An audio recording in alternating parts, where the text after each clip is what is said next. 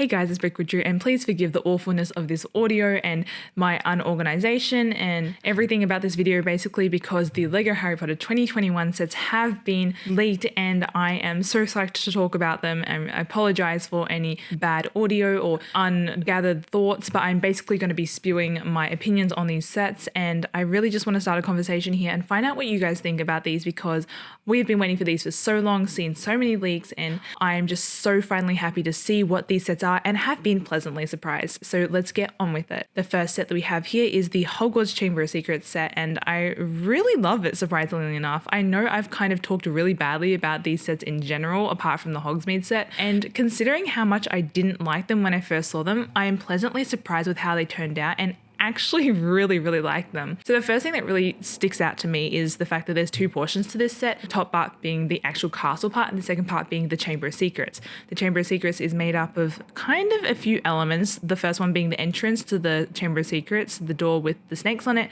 and I think they did that pretty well for the scale that they were going for. If they added a few more snakes, I think it would have been too cluttered, and I don't really think that it would have worked, but I think just by adding 4, they probably did as much as they could have with it, and I think it gives a good effect even if it isn't as accurate as I would like it to be. On a lesser happy note, I think the actual Chamber of Secrets mouth structure, head structure is very interesting. I don't like it that much. I think it looks kind of odd, to be honest. I do appreciate the attempt that they've done to incorporate the different curved elements to the side of the head. I think that the idea that they were going for is definitely interesting, but I think Built by Calvin on Instagram kind of did it better, although he did have more of a bigger scale to work with and then more options to go with for something like this. So considering what they did have to go with and what they ended up going with, I am pleasantly surprised with it. They had these small snake heads on either side with a bit of green detailing off of the edges of it, and I particularly am not a big fan of it. I can see the illusion that they're trying to create with all of the heads on the sides, as we all know what it looks like. It's basically a row of giant snake heads on either side, and I think that the effect doesn't quite come across. It looks too small and unelegant and grand. I think the thing that we notice about the Chamber of Secrets is that all of the elements to it, the structures, they're all very grand and big and intimidating, and I really don't think that those snake heads on the sides quite do it for me, but that might just be me. Feel free to contradict me in the comments. The second thing that kind of popped out to me is kind of a bit morbid, but I thought that LEGO wasn't very keen on adding scary and very aggressive parts to their sets, but they have actually included a third part of the chamber on the bottom that has bits of bones on it, which is quite funny to me. I don't know why, but that obviously represents the first part where Ron and Harry kind of come into this area where it has a lot of bones and they're crumpling all over it. I imagine it's kind of like to help the kids replicate that part of the scene where Ron and Professor Lockhart get trapped behind that one big boulder and then Harry has to go on forwards, which I guess makes sense, but is also kind of funny in my opinion. Speaking of Lockhart, moving up to this pillar area, we have Lockhart's office and his classroom, something that I actually didn't realize we'd be getting in this set personally. I guess I wasn't really concentrating. I think a lot of people caught on to it though. So what I really love about this particular area is that portrait. I imagine it's a sticker. I'm not happy about that, but I am happy about what the sticker looks like. I think it looks fabulous. It looks amazing. I love when LEGO does stuff like that, and it just ties back to those Harry Potter fans that remember. That portrait was kind of a fun little Easter egg for anyone who was concentrating during that scene, and I remember just laughing at it as a little kid, so I love that that's something that they did incorporate into this set. Another thing that I really love is his office, where there's actually a wig on top of a stand, and I think that's also really funny because there is that scene where Lockhart's trying to leave and he's grabbing all of his wigs, and it was very memorable to me, so I'm very glad that that is something that they included in his office.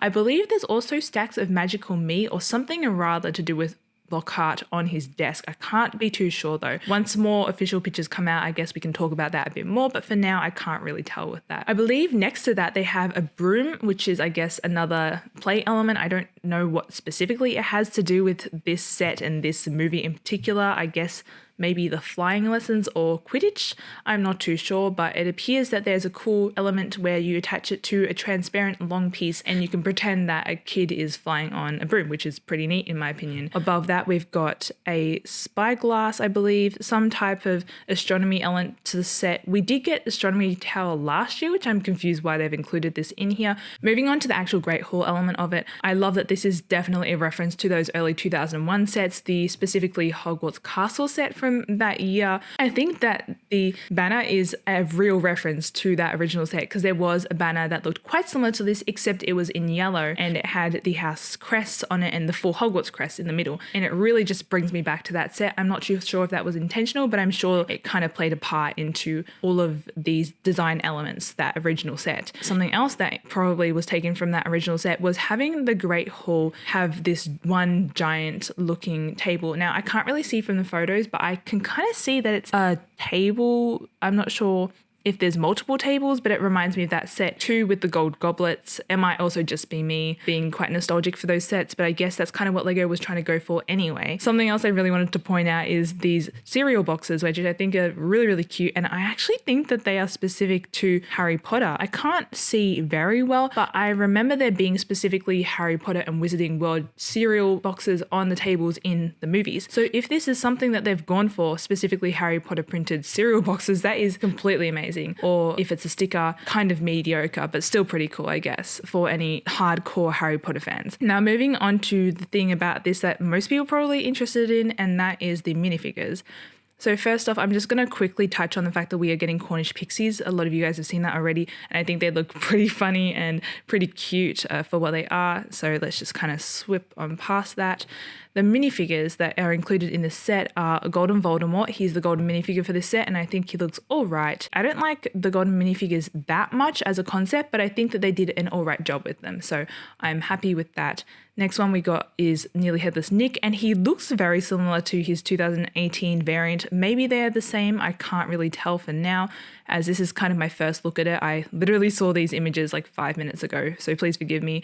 We have gotten our second ever iteration of Tom Riddle in this newer wave. Obviously, the first one was from that book, which I regret buying, by the way, if anyone was curious, because now we're getting him in this set that I could have gotten. I don't really like him because of his leg printing. I really think they could have just gone with that regular leg printing with the robes that they have used for a lot of minifigures in Harry Potter, but they decided to go with this strangely light-legged color, and I don't know why they've done it. I think it personally looks a little bit weird, and I would have been completely fine if they just gone with that other leg printing one. And the biggest issue for me is that you can see on the back of the minifigure from some other leaks that his printing doesn't go onto the back. It feels very inconsistent, and that's something that I don't like in Lego. Next, we've got Gilderoy Lockhart. He basically looks almost the same as his Diagon Alley variant, except he's got a more peachy color outfit, and I think it looks pretty good. I think that they did a great job translating his outfit to Lego. Next, we've got Dumbledore with his pink robes, which definitely brings back that nostalgia to that original Dumbledore from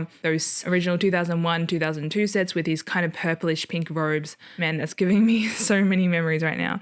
The next minifigure we have is Professor Sinistra, and this is a minifigure that we haven't gotten before, and I'm very happy to be getting her because we don't really get these obscure minifigures that often, so seeing something like this is pretty cool, and she doesn't even have a speaking role, and they managed to capture her appearance quite well, which is something that I'm very, very happy with. The next minifigure we have is Justin Finch Fletchley, who is the one who kind of gets attacked by that snake in the dueling club, which I think was a very good use of minifigures to include, as they do have a dueling club element to this set. As I forgot to mention earlier, it's a play feature where a tile kind of flips up and a kid can go flying to pretend that they're casting a curse on them or something, and to kind of recreate that scene where Draco and Harry are battling against each other, they go flying, and it's kind of a whole thing. You'll remember it. Another minifigure we appear to have is a young Luna Lovegood. Somebody can please correct me on this because I have no idea why in the hell Luna Lovegood would be in this set. If this isn't Luna Lovegood, could somebody please tell me, because I don't know who else it could be, because she has a Ravenclaw outfit on,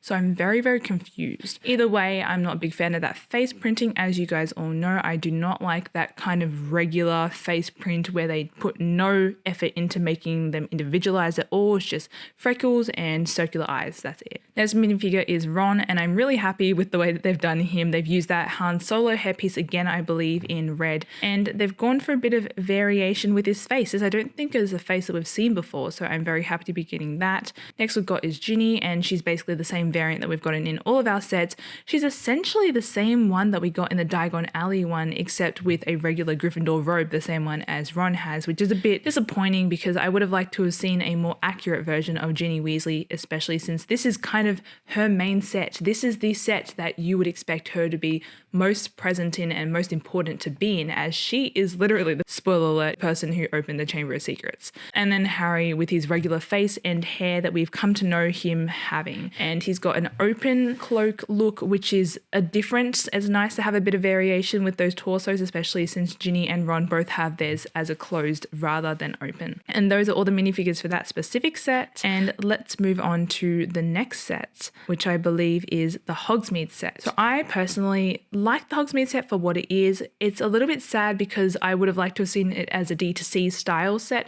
with more detailing to it and more shops, but maybe there's a expansion coming. I really hope there is. But so far from what we can see, and we have not seen that much, there's no interior pictures as far as I know. But from what this has shown, it looks like a pretty cool build. We've got the Honeyduke store and then I believe the 3 broomsticks, which is really cool. We have some lampposts and snowy elements to it and a cool Sirius Black tile, which is always fun to get, especially since this is based off of the Prisoner of Azkaban in general. So that also explains the appearance of certain minifigures, which I will talk about in a second. What I particularly like about this set is the color palette that they've gone for with the different buildings. I think that they match them pretty well, and seeing Honeydukes with a more accurate depiction rather than the one that we saw in 2004 with the Shrieking Shack set, it's really nice to finally see something that's a bit more accurate to the films. I also love the elements of snow that they've tried to incorporate onto the roofs, very creative, and it wouldn't be Hogsmeade without them, so I'm very happy to see that. But other than that, we don't really get too much of a close look at anything in this set. Generally, it gives me Diagon Alley vibes with the style of the windows in Honeydukes, and I think that might be printing on the windows. I really hope it is, because otherwise that would be a real pain to put on. But so far, I am liking the look of this set. I think the thing that we're most interested in this set, though, is the minifigures, and so for this set in particular, Ron is a golden minifigure. He's just the regular one, so I don't think there's much to say about him. But moving on to the more specialized minifigures,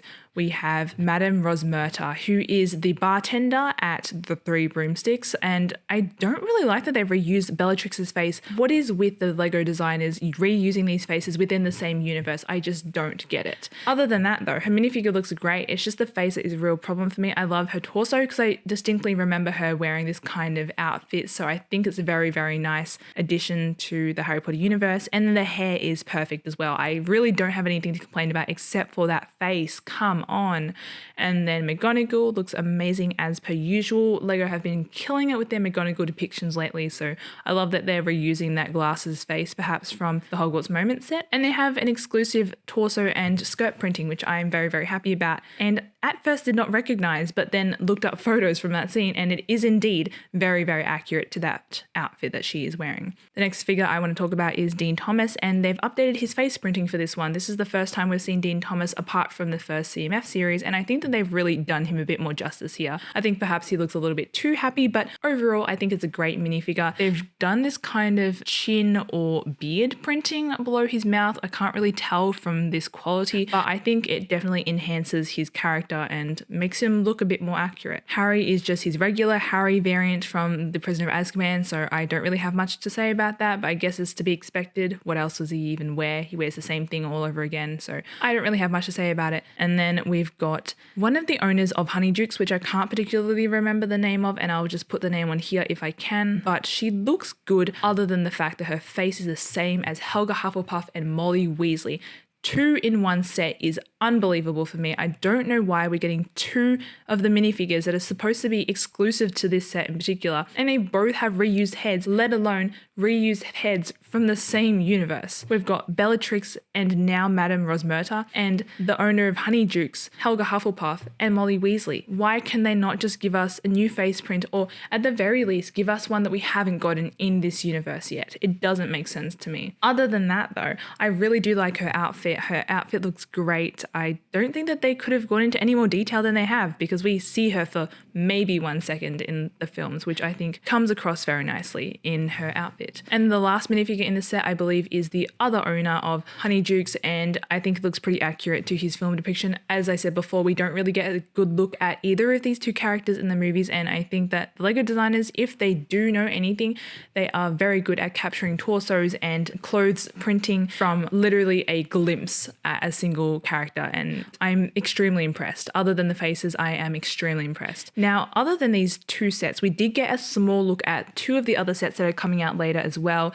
which is the girls' bathroom and the Forbidden Corridor-esque one, the one with Fluffy and the trapdoor. We can't really get too good of a look at it. Personally, I can't really tell if I like it or not, but they do seem to fit in pretty well with the rest of the castle sets as shown in some kind of joint up photos. I personally am not a big fan of Fluffy as a brick built fig. I think that they did him perfectly in 2001, and I don't understand why we can't get something similar like that. I guess it's better for them because they don't have to make a new mold for such a small set compared to something like the Chamber of Secrets, but it would have been nice to get something a little bit more unique, and it just looks too bulky to me. I just don't think it looks very good, and it also makes it look a little bit too cramped in the space. Although it is a very cramped space in the movies, I don't think that it looks quite right here. So my opinions on that are not great, unfortunately. The girls' bathroom appears to look pretty good for the price at least. They seem to have pretty basic design qualities. I believe those are actually mirror pieces on the edges, which I'm kind of happy about. I hope they're real mirror pieces because that would be a pretty cool, I guess, play element to it and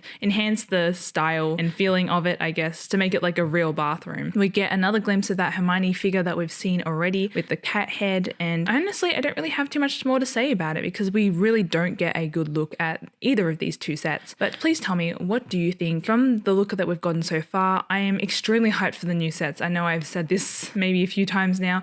I wasn't originally hyped, but my opinion has been changed. And in addition to those collectible cards that have been recently revealed, I am extremely tempted to be collecting all of these sets. Unfortunately, my poor bank account is not going to be happy about that. But nevertheless, please tell me what you think about all of these sets. What surprised you the most? I think the thing that just surprised me the most was the basilisk, especially seeing that it was a proper basilisk, not that poor excuse for a snake that we got in the original Great Hall set. But that's all I have to really say on it for the moment. Please comment anything that you want to say about these new sets, and I'll try to get back to as many as you as possible, and maybe I might even stream about this so we can have a proper conversation instead of this kind of one-sided comment and like situation. But anyway, thanks for watching. If you enjoyed, please do subscribe for more LEGO Harry Potter stuff, and I'll see you guys in my next video. Bye!